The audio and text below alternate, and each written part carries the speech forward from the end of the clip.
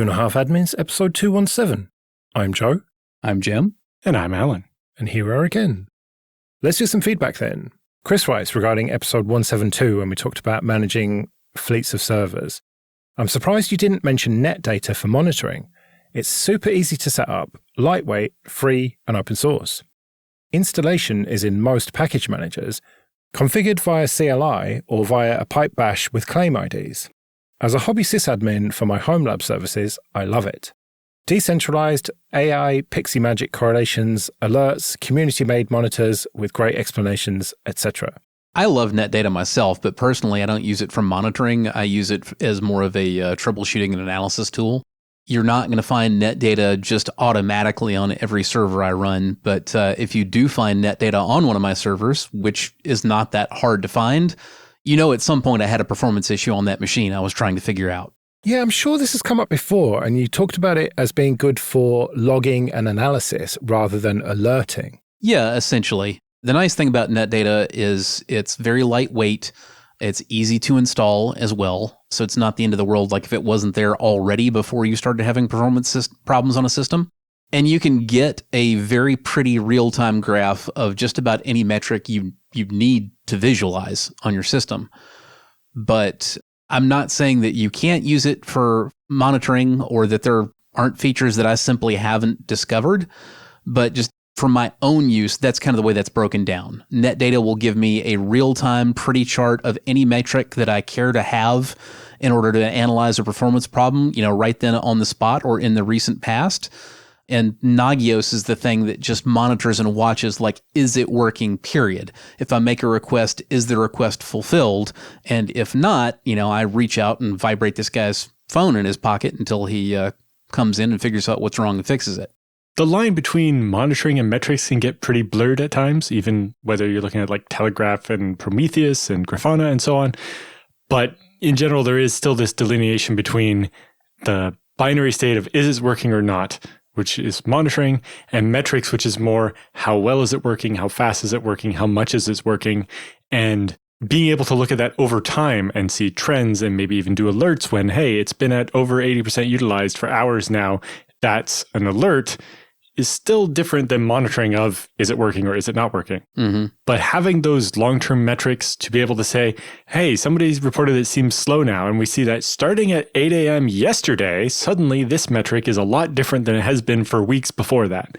That's very useful information for tracking down a problem and investigating performance issues, but it's not exactly the same as monitoring. We should maybe sometimes spend a bunch of time talking about metrics and what metrics are most useful and so on. One way to illustrate the difference is to talk about, the directions that I take it when I write plugins for either. Because I've written plugins for Netdata, and obviously, I write plugins for Nagios all the freaking time. But when I do that, I do it in different directions.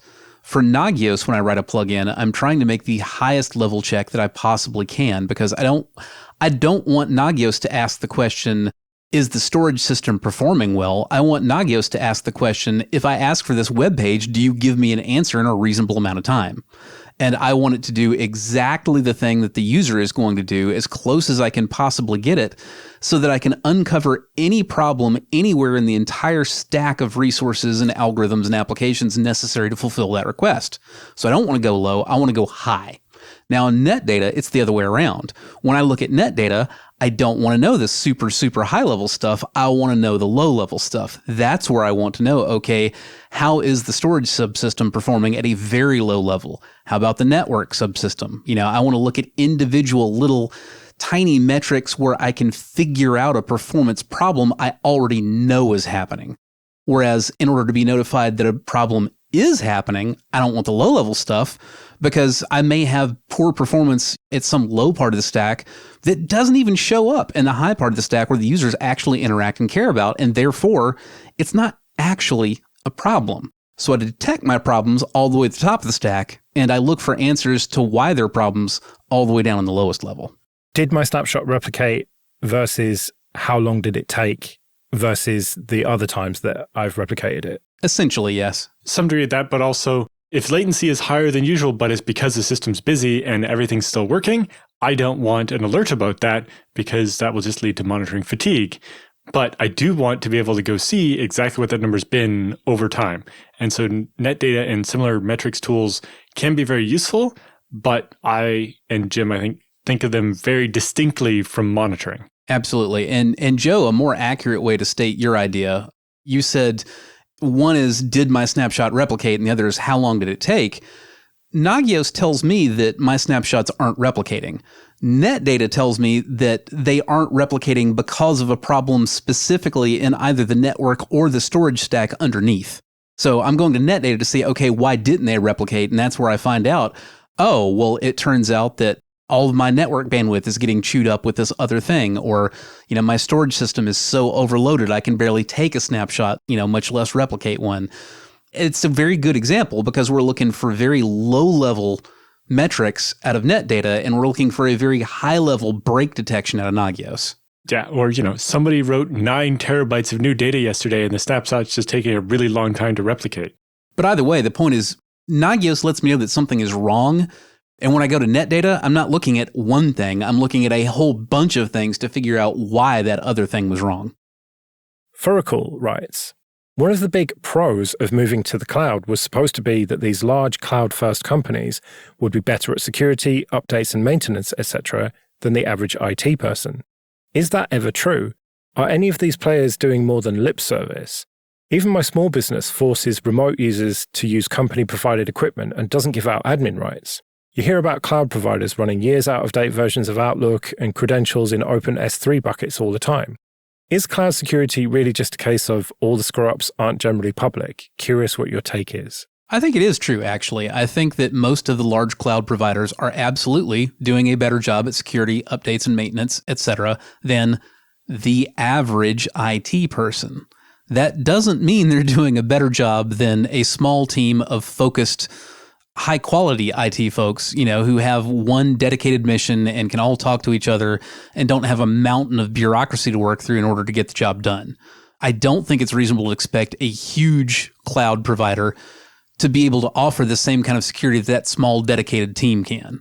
The problem is, if you aren't a company or organization that is very much cloud first, engineering first, and not only has that kind of team, but has the kind of C-levels who can properly identify who do or do not belong on that team, well, then that leaves you with your race to the bottom of the average IT providers again. And yeah, absolutely.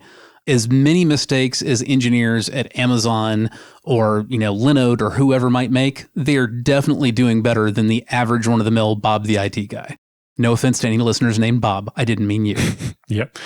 I think the biggest thing to say here is you don't get what you pay for, you get what you get. So just because they're a bigger cloud provider doesn't mean their security is going to be any better. And it's really down to what the company actually says and does about it. Sadly, you have to do your due diligence on their security yourself. There's not really much else you can do other than actually check what their policies are and make sure they're going to be enough for what you're planning to do. And it's not just the policies either. You've got to judge them by their actions. Right. It's not just the policy, but the actual implementations of it. And there are also issues of scale here. Again, if you are a relatively small, tightly focused organization, and maybe you got an IT team of like 20 folks that includes devs, ops, InfoSec, that is a scale that it's relatively easy to manage and say, okay, we've got to keep these 20 roles filled with people who are really competent, in each of those roles. And we care about that and we're keeping on top of that. That's relatively easy, right? You can't have that same kind of focus on an organization with the scale of Amazon. If you're as large as Amazon, you are going to employ a lot of really mediocre or even subpar engineers that eventually, you discover and hopefully fire. But for the most part, what you're trying to do is you're trying to do a good job of keeping the idiocy of your mediocre personnel in bounds using organization-wide policies. And to a degree, you can do that. And usually those very large organizations will have a much more evolved set of policies than a small business will. But the further you scale up in the number of humans required to do a job, the messier that job's going to get. Not just that, it's the less and less impact that a couple of really good people on the team are going to have on the average. That too. But then if the team is too small, then they just can't cope with everything, right? Like there's got to be that perfect size. It's always the trade-off with the cloud. It's like, well, yeah, if we give it all to the cloud provider, they'll have some people that are actually dedicated to doing a good job of this. But it also means the cloud provider will be a bigger target and have more people attacking them. Mm-hmm. That's not to say you should only do it yourself or that you should only use the cloud. It's just that there's always going to be kind of a tipping point, and it's not easy to decide which side of that you want to be on. Well, and also, if you yourself are not seriously competent technically, how good are you at identifying the people who are? The thing with a small team is it's easy for a small team to be largely at one particular skill level, but that doesn't mean that every small team is going to be high skilled. There will be lots of them that are small and they're all mediocre or subpar. Okay, this episode is sponsored by Automox. Are you prepared for whatever shitstorm may hit your desk during the workday? Automox has your back. Check out the brand new Autonomous IT podcast. Listen in as various IT experts discuss the latest Patch Tuesday releases, mitigation tips, and custom automations to help with CVE remediations. Make new work friends. Listen now to the Autonomous IT podcast on Spotify, Apple, or wherever you tune into your podcasts. Stumpy says, in the past I've used Unraid because of its ability to use mixed disks and still have some redundancy, but due to file integrity issues, I'm working to move away from it.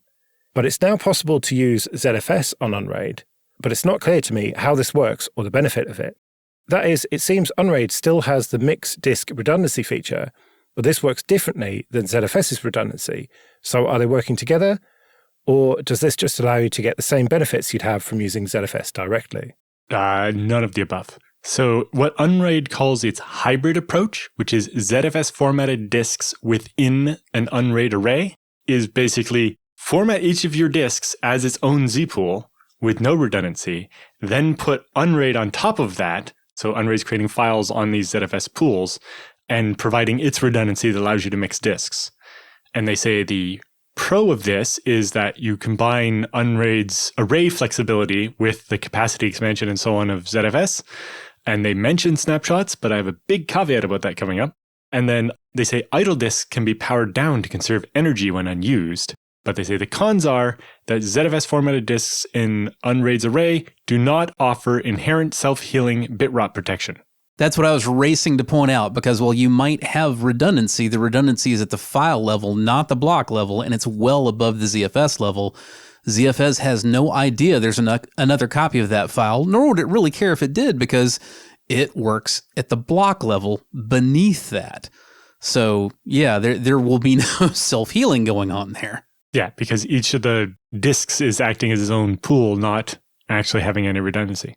Also say the throughput is the same as a standard Unraid array and may not operate as efficiently as a pure ZFS pool under the strain of multiple concurrent users. And they say ZFS's heightened resource demand could overburden less potent servers, but I think that's kind of beside the point.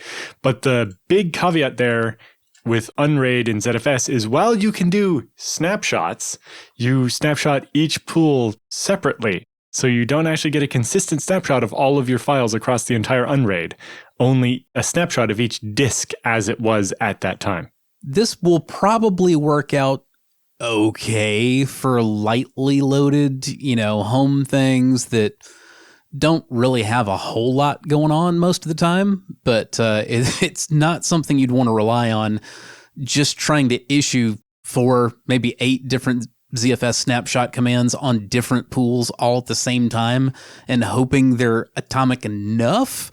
That's not going to fly on even like a small business file server. It's going to cause you problems at some point. It's also going to be a lot more of a pain in the butt to recover from. And in general, I'm going to remove those conditionals. These things like it may be lower performance than a pure ZFS pool. Oh no, it's going to be. It's absolutely going to be, because it's inherently far less efficient because it's all predicated at the file level, not the block level, which means you're taking an extra step up and down the chain from the file to the block level. When you're working with redundancy at the file level, it has to be expressed at the block level between different pools. It's a kludge. I am sure it works well enough for a lot of people to be happy with it at a small enough scale, but it's just not something I would really advise people to get into if they aren't already. Is that the same kind of kludge as your pronunciation of kludge? Perhaps. The scary part is if you opt out of ZFS for Unraid, your other options are XFS or BTRFS. So maybe ZFS is still a better answer. But the right answer is to just not use Unraid and use ZFS properly. You two are generally pretty snooty about any file system that isn't ZFS when it comes to multiple disks. And I think we must have talked about merger FS before, and now we're talking about Unraid. The idea of them being that you can just put together a bunch of different size drives and it'll somehow figure it out. That's not really something you can do with ZFS efficiently, though. No, but it's also probably not something you should do. Yeah, that's the big issue. I think it's fair to describe Unraid as essentially merger FS with optional file level redundancy. That's really the big thing it adds on top of merger FS. Because, of course, with merger FS, if you lose a drive, you just lose all the files on that drive, but you still have all the files that were on all the other drives, which sounds great if you're pretty sure that you're going to lose drives that you haven't bothered to back up. Well, then it lessens your exposure a bit, but, it feels like advising somebody to jump off a shorter cliff. And we're like, no, we'd really rather that you go down the ramp off to the side, which is, having redundancy and backups and the whole nine. Well, especially looking at some of the other things they list here is pros of using the not ZFS version of Unraid. And it's like, the regular array offers excellent power efficiency as idle disk can be powered off or spun down. So if a movie is playing off disk 1, all other disks not being used can be spun down. So the file only lives on one disk. Maybe the parody's on a second disk, but you don't need it when you're reading it back. But it really leads to their con of for heavy media server use, the throughput will be compromised under heavy load with simultaneous users because you end up only using one of the disks for the 3 movies people are trying to watch. The worst part about Unraid is that it's not RAID because it's doing it per file.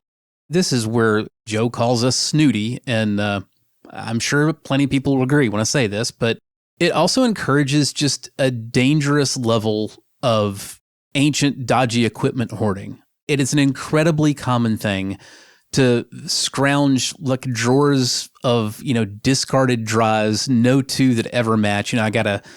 I remember wanting to do this exact same kind of thing with a 20 gig drive and a 120 gig drive and, 2 750s and a 500. And I want to put them all into one big, awesome array and it'll be redundant and everything will be great. And when you actually try it, you discover pretty quickly that it's not great. What you've actually done is saddled yourself with all the problems of all of these ancient mismatched drives at once.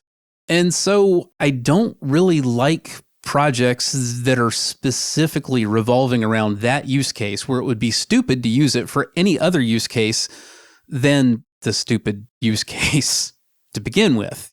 ZFS is already pretty flexible with how it handles multiple drives. If you have some mismatched drives, it's very easy to just build yourself a pool of mirrors. And, all you need is one other drive of the same size. They go in 2s instead of 1s. It's not that hard. Or even similar sizes, right? You could have one that's 10 and one that's 12, and they'll just both show up as 10. Sure, but I'm talking about if you've got a pair of 1 terabyte drives and a pair of 2 terabyte drives, you can put them together in a pool with no lost space whatsoever, because the pair of 1s are a 1 terabyte mirror, and the pair of 2s are a 2 terabyte mirror. You get the full 3 terabytes after redundancy. You're not losing something like when you pair a 10 with a 12. So my point is that, yes, this does involve a little bit more care than just completely random hoard scavenging, in that you're looking for pairs of things that are similar at least. But if you're not going to exercise even that much care, you really shouldn't be trying to put data on an array in the first place, because they do require more care and understanding and maintenance. And if you're not willing to put that in, it's not really a technology for you. I've literally just picked up a 1 terabyte, 2.5 inch laptop drive off my desk that's just been kicking around. It's exactly that sort of thing that you're saying. Just don't use. It's not worth it. It's really not. If you have 2 of them, then maybe. But, be prepared for the day that absolutely will come, and very likely a lot sooner than you expect, when one of your pair of dodgy similar drives that you've joined together in a mirror dies, and you need to be on top of that and replace it and be prepared to buy a new drive to replace it with, because the odds are also real good that your other dodgy drive may not be very far behind it. And as you add together more and more pairs of these dodgy drives into one pool, you're increasing your odds that, one pair of them will die too closely together. So again, you really just need to be careful with the scavenging. Okay, this episode is sponsored by 1Password. Imagine your company's security like the quad of a college campus. There are nice brick paths between the buildings. Those are company-owned devices, IT-approved apps, and managed employee identities. And then there are the paths people actually use, the shortcuts worn through the grass that are the actual straightest line from point A to B.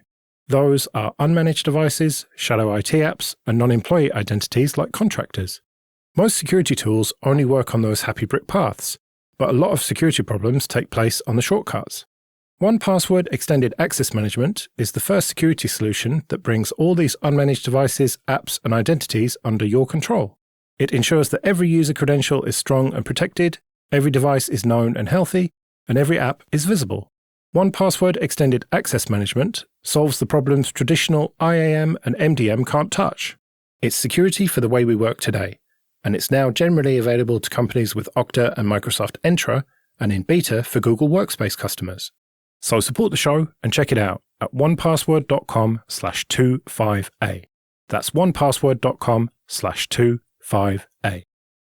Let's do some free consulting then. But first, just a quick thank you to everyone who supports us with PayPal and Patreon. We really do appreciate that.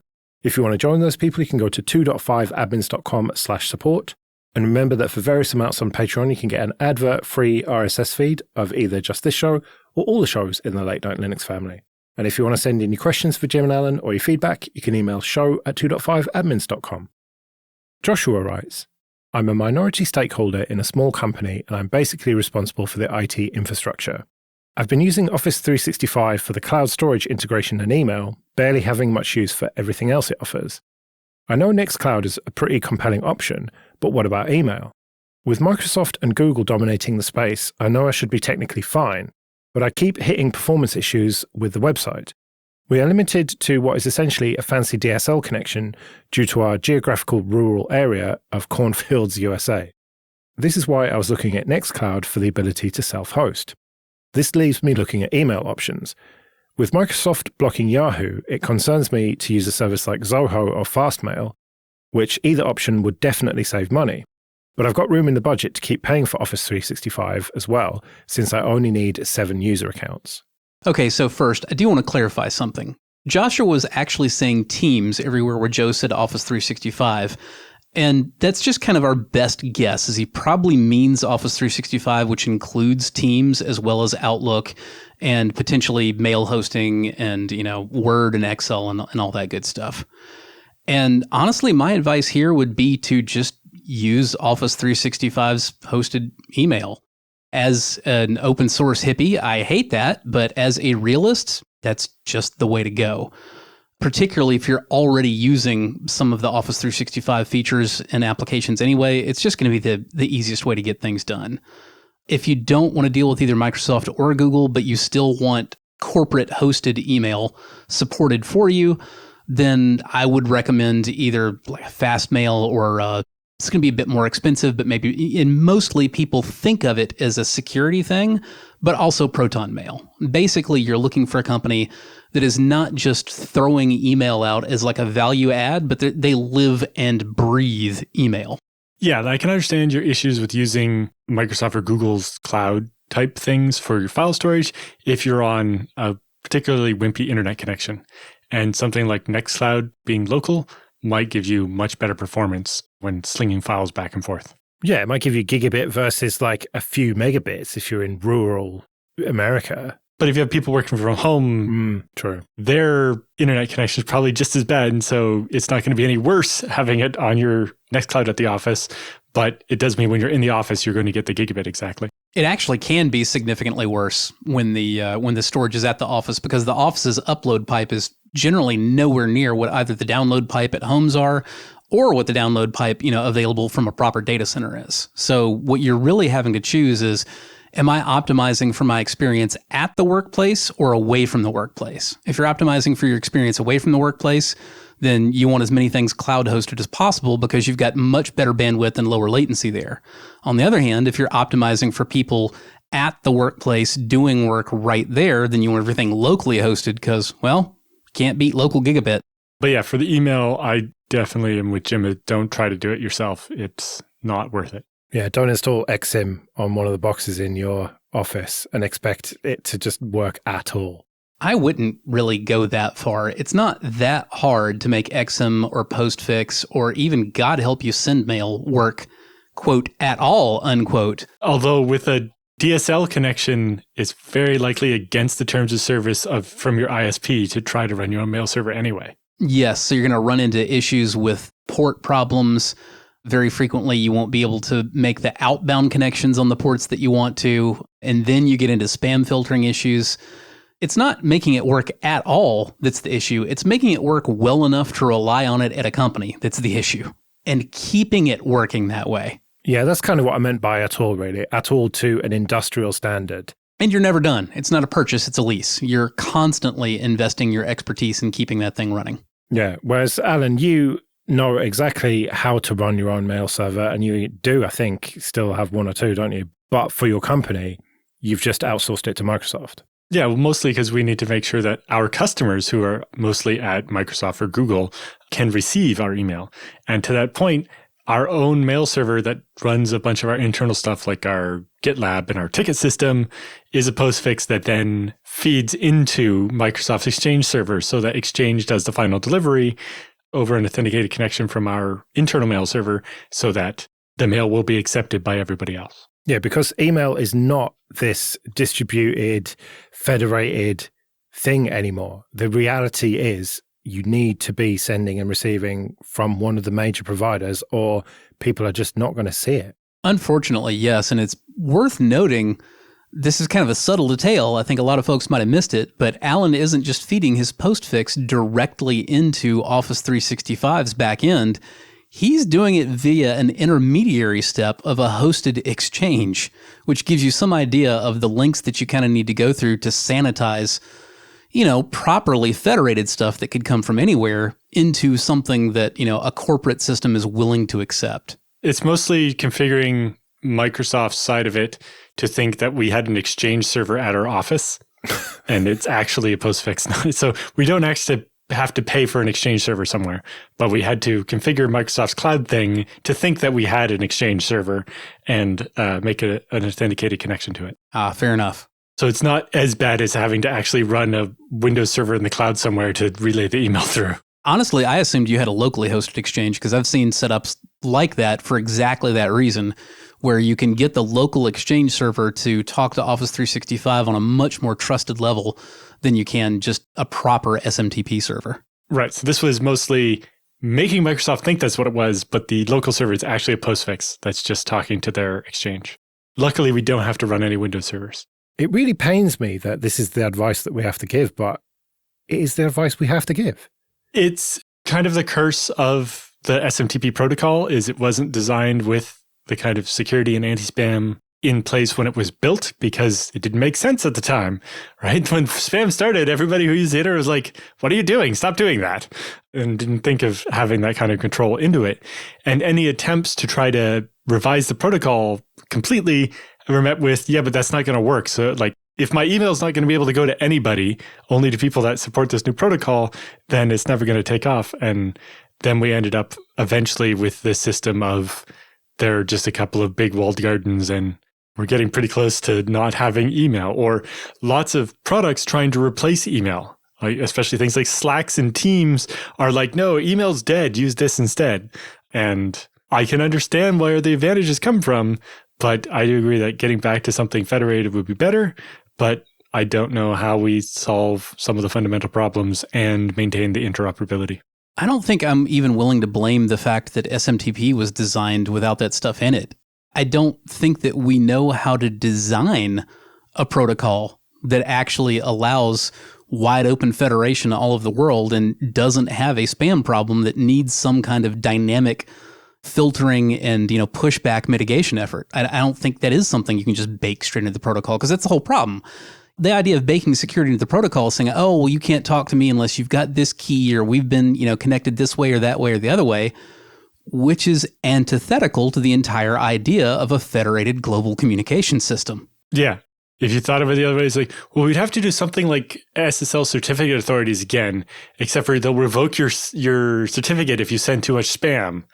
But then that just creates a different cartel, and no, that's never going to work. And, which governments are going to end up controlling things? And can some government be like, we'll give you a certificate and not revoke it as long as the spam you're sending is our propaganda? And it's one of the biggest problems with trying to do anything federated is how do you scale moderation? Even if we're talking about like Mastodon, it's like smaller instances where it's possible to manage the moderation makes sense. But when you get the big ones, it's either the Wild West or overly strict automated rules. There's not really this happy middle ground, and it's not a solved problem at this point. Humans are chaos engines, and when you scale high enough to have too many chaos engines in the mix, things are going to get pretty chaotic. And you can't just have like an easy prescriptive way of dealing with it. You've got to dynamically react to the chaos. And that is arguably the thing that our species is literally the best at, in terms of what we're good at, and also in terms of what we're better at than, everything else out there. Ultimately, it's the creation and injection of chaos. We're very good at finding ways to exploit and alter systems to our own narrow benefit. That's what the human race is kind of all about. So when you have literally billions of humans connected to a system that allows them to connect directly to each other and exchange information in ways that can cause outcomes, you're going to have selfish and short-sighted and just plain crazy individuals that try to manipulate the hell out of that system to get the outcomes that they want at a greater scale than they could manage without it. So yeah, we can't have nice things. Sorry, everybody. Right, well, we better get out of here then. Remember, show@2.5admins.com if you want to send any questions or your feedback. You can find me at joerest.com/mastodon. You can find me at mercenarysysadmin.com. And I'm at Alan Jude. We'll see you next week.